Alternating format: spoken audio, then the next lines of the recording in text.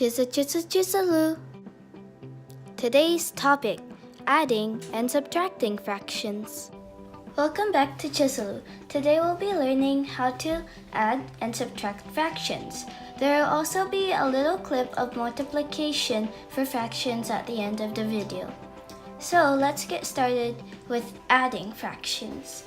Let's say you have 2/6 plus 4/8.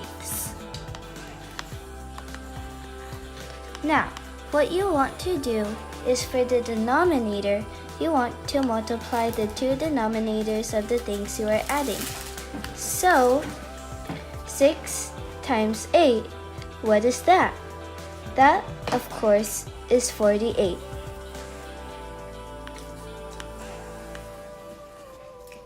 Okay, so the next thing you want to do is create an x in between the two fractions.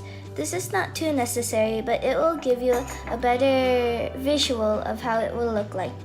So, as you can see, for this x, it is pointing to 2 and to 8. So, what is 2 times 8? That would be 16.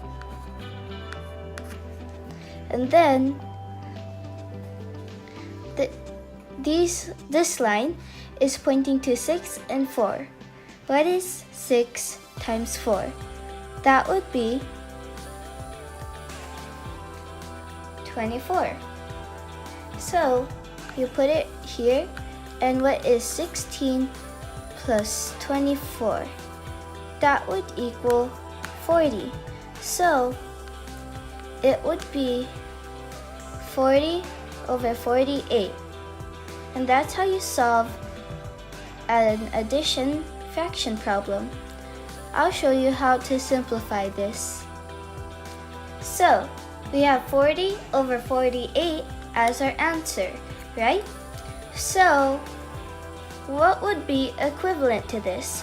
Or what would be the simplified version of this? First, you have to find a number that can be divided in both of the numbers. Like 2. That would go into 40 and 48. The question is, how many times does it go into 40 and 48? Let's start with 40. 2 times what equals 40? 20 times 2 equals 40. Now, 2 times what equals 48? 24 times 2 equals 48. So the simplified version for that is 20 over 24. We are still able to simplify our answer, so let's keep going. What can go into 20 and 24? That would be 2 again. So 2 times what equals 20? 2 times 10 equals 20. Now, 2 times what equals 24? 2 times 12 equals 24. We can still keep going. And let me just make this quicker.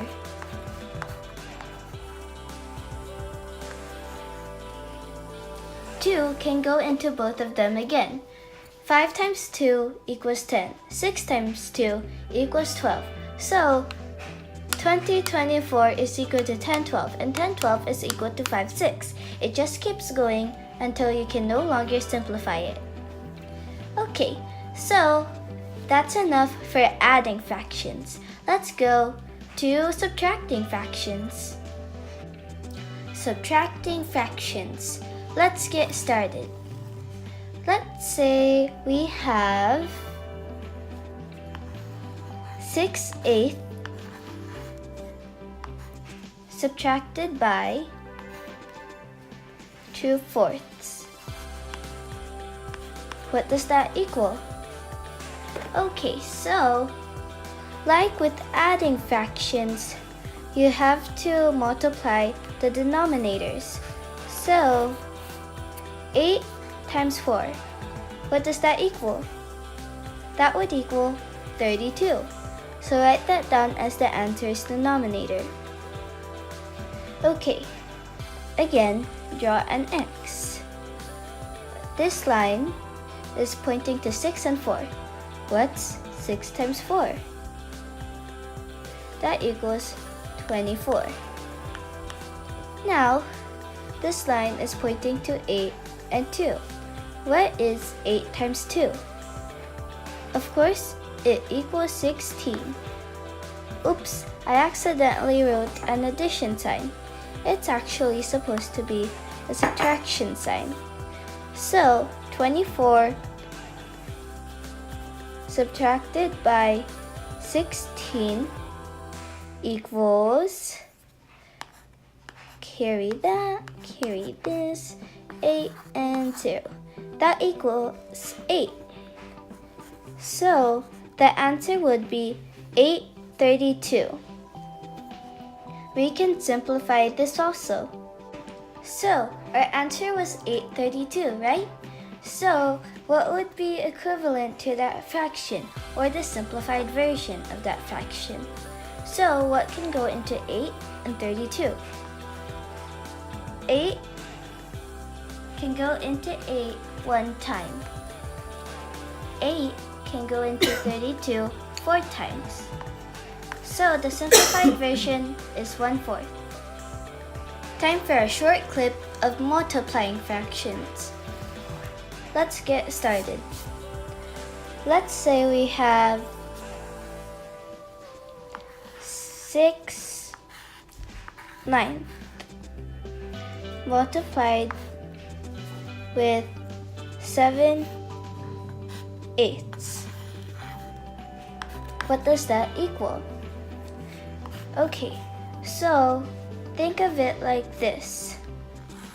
Denominators multiplied. 9 times 8, 72.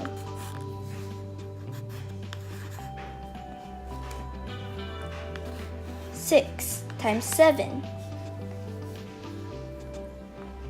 42.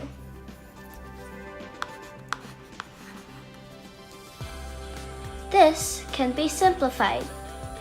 So, let's start. So, what number can go into 42 and 72? Well, I know that 6 times 7 equals 42. So, let's put 6 right there. But, how many times can 6 go into 72? Oh, I know. 6 can go into 72 12 times. Wait a minute. 6 over 12 can still be simplified. I know that 3 can go into 6 and 3 can go into 12. But how many times does 3 go into 6? Oh yeah, 2 times.